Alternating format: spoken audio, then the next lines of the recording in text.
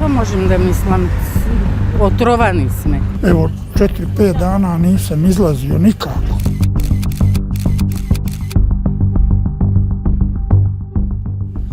Manje izlazim kad su zagađene, mnogo manje nego, evo, 4-5 dana nisam izlazio nikako.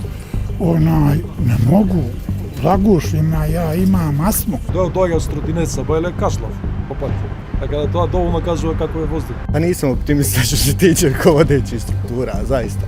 Razumijem njihove probleme, ali sasvim sigurno da je potreban jedan strateški plan. Съм со години се зборува на оваа тема и ништо не се превзема. Мислам дека ние сите скупјани очекуваме никој магично да го реши проблемот, а ние сме тие што можеме да го решиме. Evo ja prva odbijam da idem svaki dan auto na posao, idem kad god mogu idem pješke na posao, pa makar eto moj jedan nauspuh manje u ovom zagađenju. To možem da mislim, otrovani sme.